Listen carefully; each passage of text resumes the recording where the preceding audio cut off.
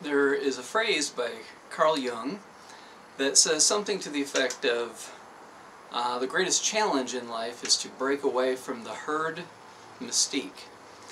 And I wanted to explore that some more. I've mentioned it, I believe, in the past, but I had some insights today about why that's so hard.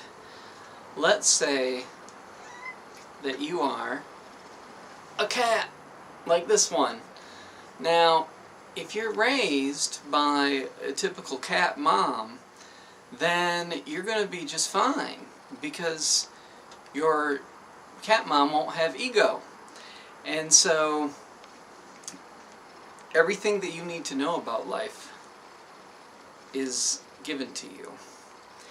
And with humans, we come from, our bodily form comes from this history of animals teaching their offspring how to be. But as our minds became more complicated, they also became more confused over many generations, evolution. And so good things were not all that were taught. It wasn't just about how to take care of yourself. It was about, this is how we deal with grandpa's anger, we walk around it. This is how we deal with grandma's emotional avoidance, we feed into it. There's all these complex nuances that allow us to inherit all kinds of craziness.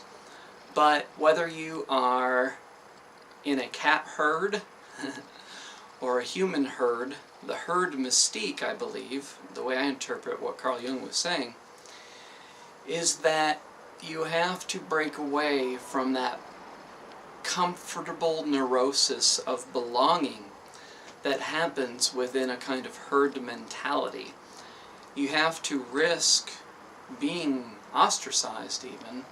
You have to risk not fitting in, and in order to become yourself and to become healed. Now, you might be one of the, 1 in 100, 1 in 1,000, or whatever people that were raised by clear parents, but most people weren't. And so, you've probably inherited a certain kind of herd mentality about, this is how we do holidays, this is how we do weekends, this is how we do vacations, this is, all these different things about what these rituals and behaviors look like.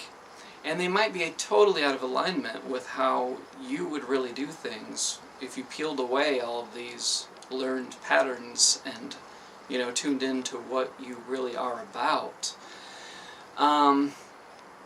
So the challenge is to say, okay, when I get an impulse to do something that's different from the herd, do I follow it, or do I just keep doing what I'm doing? Do I follow my impulse, or do I follow the impulse of the herd?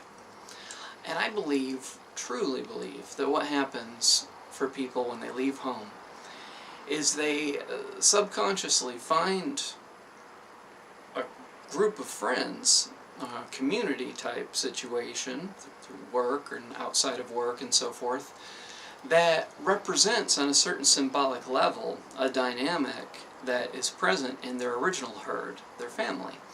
And so they can continue to have the same kind of barbecues and watch the same kind of films and, just continuing certain kind of patterns into the new herd.